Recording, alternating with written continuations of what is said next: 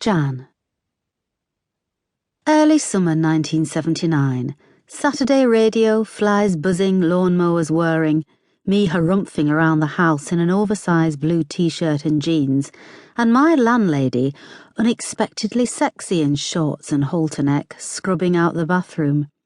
I stopped to watch her from the doorway, pressing a can of lager cold from the fridge against my forehead as she dashed away with her Jif and non-scratch scouring sponge. "You're doing a good job there," I said at last, making her jump. She was flushed as she looked up from the bath. A nice-looking woman, maybe 35 or so, with greying blonde hair tied back. Certainly not a stereotypical landlady. "Oh, Jan," she said, "I'm sorry, I didn't know you were there." She pushed stray wisps of hair out of her eyes with the back of her hand.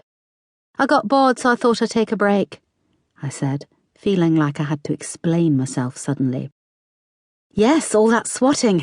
I remember having summers like that. It's not much fun." She smiled shyly and went back to scrubbing as if she had a deadline to meet. "Are you liking it here?" she asked, over her shoulder. "I mean, is there anything you need that you haven't got?" Plenty, I thought, but nothing that was likely to be included in my rent. "No, I mean, yes, Mrs. Smith, everything's fine. Much better than back home. I like it here. Elizabeth. My name's Elizabeth." She moved from the bath to the wash basin. "I realise I haven't had much chance to see you or talk to you since you moved in. I've been at work late every night this week." "Yeah, remind me never to go into social work. Tell you what, you have a break. I can finish the bathroom off while you put your feet up." "Oh, no," she said. "It's really kind of you to offer, but I've almost finished. Oh, while you're here, I'd better just forewarn you that I've got a friend coming round tonight."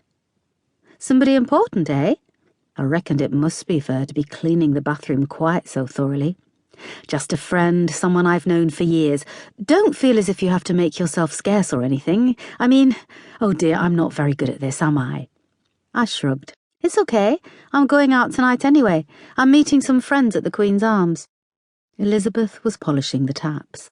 She looked distracted for a moment. "The Queen's Arms?" she asked. "Why does that ring a bell now?"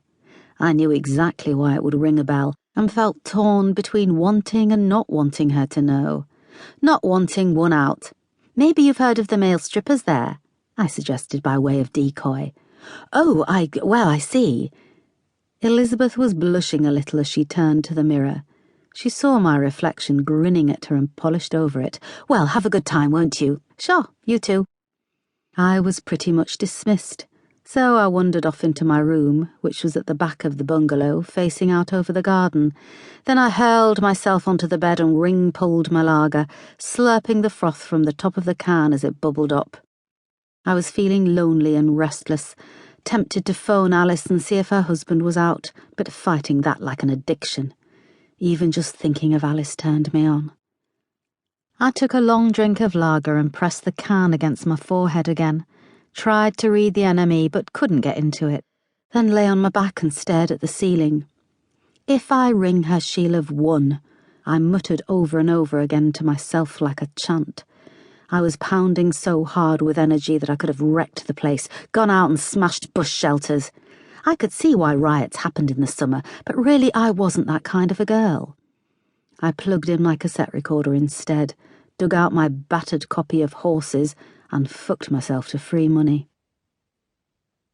The Queen's Arms lived on a corner plot amongst warehouses on the northern edge of town.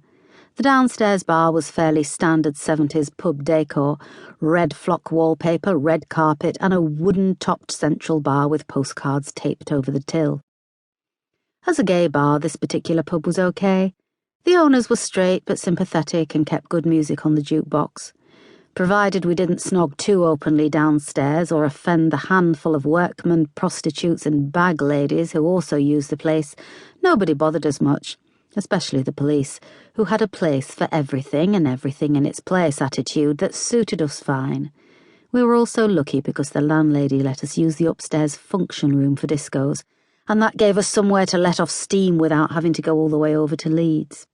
To keep listening to this audiobook, I've left you a link in the description so you can do it, at no cost thanks to Audible's 30-day free trial.